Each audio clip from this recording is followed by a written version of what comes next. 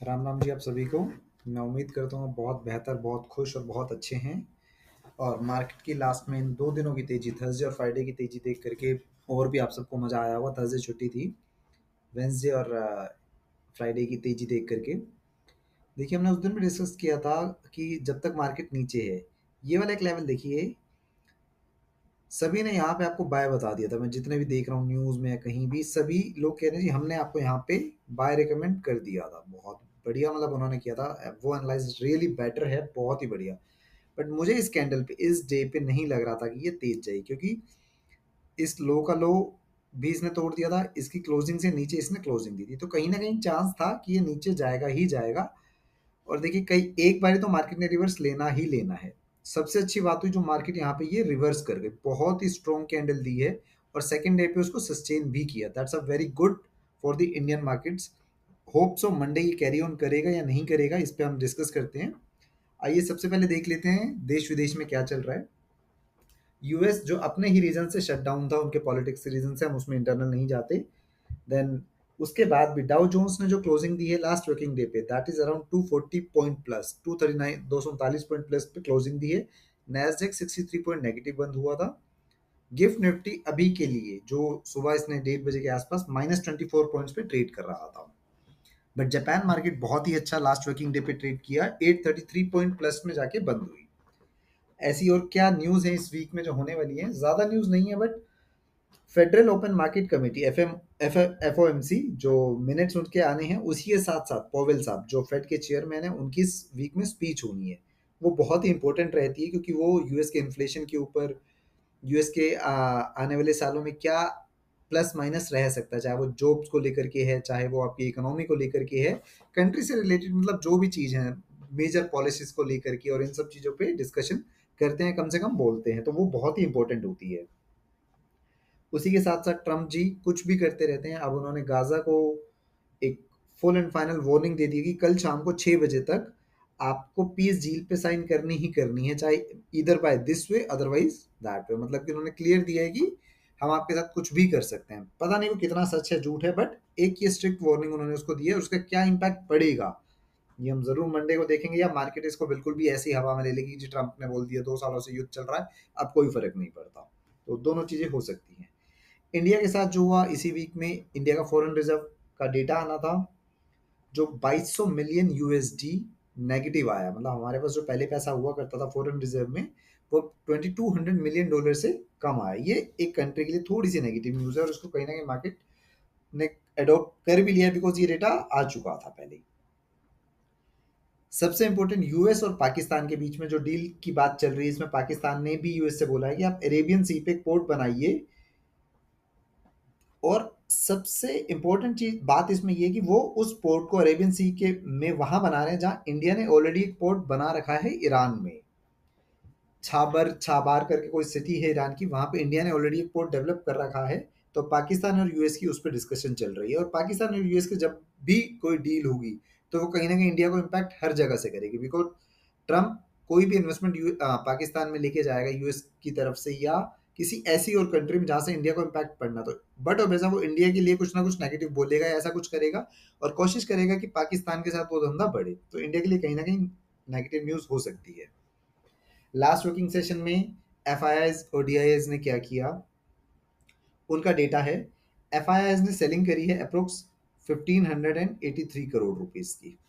देखिए, 2 दिन से तेजी होने के बाद, मतलब कंटिन्यूस रैली, कंटिन्यूस कैंडल होने के बाद भी एफ नेगेटिव गए हैं, और वो भी एक अच्छे खासे अमाउंट से। सेकंड, जो चौंकाने वाली बात है, जब एफ 5,000 करोड़ बेच रहे थे, तो डी उससे ज्यादा खरीद रहे थे। देखिए, जो लास्ट सेशन में एफ ने सेलिंग करी थी 2327 करोड़ की, वहाँ डी ने बाइस करी थी अप्रोक्स 5761 करोड़ की। उससे पहले भी ऐसे हुआ था, उनसे 1000 करोड़ की ज्यादा बाइंग करके गए थे। बट यहाँ पे डी ने जो बाइंग करी है, दैट्स ओनली 490 करोड़ अप्रोक्स। ये देखिए, ये गैप बहुत बड़ा है, जबकि हमें इनसे ज्यादा, ये जो नेगेटिव फिगर है एफ की, इनसे ज्यादा बाइंग करनी चाहिए थी इतनी बड़ी रैली के अंदर। बट हमारी बाइंग सिर्फ हुई है 490 करोड़ की, तो इट मीन्स कहीं ना कहीं ये रिवर्सल लेने के लिए रेडी है या ले सकता है। वो आगे कुछ और डेटा है, उसमें भी हम डिस्कस करेंगे। इसी के साथ साथ एफ ने फ्यूचर में जो सेलिंग करी है that is around 2353 CR, 2353, 2353 crore इसकी सेलिंग करके गए। तो एफ दोनों जगह नेगेटिव गए, यहाँ भी फ्यूचर्स में भी और कैश में भी। तो ये एक नेगेटिव साइन शो करता है। आइए देखते हैं अब नेक्स्ट डे के लिए हम क्या पॉइंट्स पे डील कर सकते हैं। 45 मिनट्स की कैंडल्स पे चलेंगे।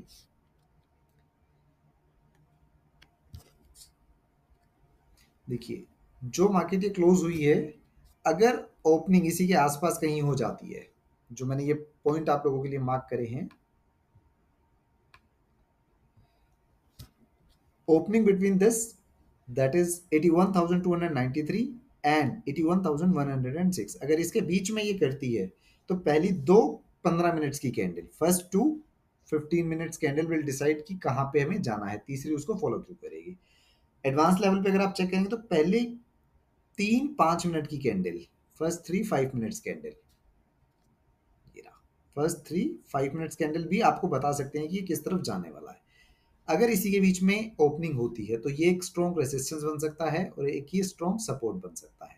इसको तोड़ते ही अच्छी सी कैंडल ऊपर दिखाकर क्रॉस करने पर ये 81,423 रुपीज पे जा सकती है, और इसके नीचे आने पे then floor is open for any figures और एनी पॉइंट्स, वो उस टाइम की कैंडल्स पे डिपेंड करेगा। पिछले 5 सालों का अगर हम डेटा उठाते हैं, जैसे हमने सितंबर के लिए ही बोला था कि सितंबर में पिछले 5 सालों के हिसाब से 80% इंडियन मार्केट्स ग्रीन में बंद हुई हैं। इस बार भी सितंबर में अच्छी गिरावट देखी, लेकिन वो हाई से थी, बट सितंबर मंथ की कैंडल जो है वो ग्रीन में क्लोज हुई। सिमिलरली अक्टूबर के लिए भी यही डेटा है कि 80% times in 5 years October month की कैंडल भी ग्रीन में ही क्लोज हुई है। बट अगर वो पिछले 6 साल का उठाते हैं तो ये 80% से रेशो कम हो जाती है। और अगर इस महीने हम देखते हैं कि अगर सेंसेक्स अच्छी रैली पकड़ता है, हो सकता है कल परसों एक डाउन दिखाए या नहीं भी दिखाता, तो इस मंथ की जो 83,000 तक जाने की पॉसिबिलिटीज बनती हैं। अगर ग्लोबली कोई बैड न्यूज नहीं आती, इंडियन अपने आप में रिजल्ट्स कुछ अच्छे देता है, तो 83,000 हम इजीली टच कर सकते हैं।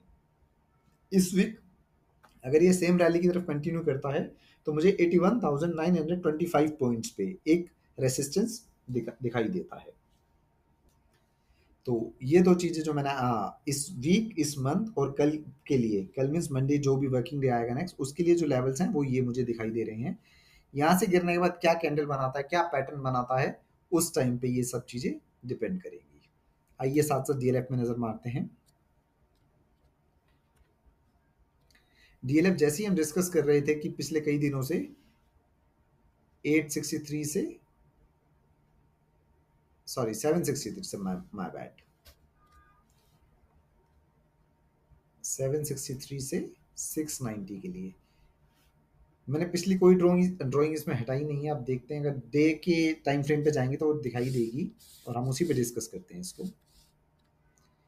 ये देखिए हमारा सबसे पहला जो पॉइंट था 733 के बाद जब उसने तोड़ा, जो एक बहुत इंपॉर्टेंट जोन था 733 वाला, वहां से हमने सीधी बात करी थी कि 728 पे हल्का फुल्का सा इसको सपोर्ट मिल सकता है, अदरवाइज 712 एंड देन 700 से 690। ये मैं आपसे बार बार कई बार बोला, और अगर वहां से टच करके आता तो शायद इसमें ये तेजी बहुत ही ज्यादा दिखाई देती।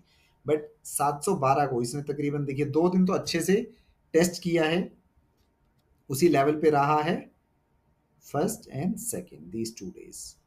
यहाँ उससे पहले क्लोजिंग दी, यहाँ उससे पहले क्लोजिंग दी, और अब एक अच्छी बढ़त दिखा चुका है। अब नहीं लगता कि इस लेवल पे आए, या आना भी नहीं चाहिए। अब इसके लिए जो एक रेसिस्टेंस है 729 का है, उसके बाद 733, क्योंकि जो एक सपोर्ट था उस टाइम पे, वहां एक बारी भी नहीं रुका, सिंगल डे भी नहीं रुका, कोई डे कैंडल ने सपोर्ट नहीं दिखाया।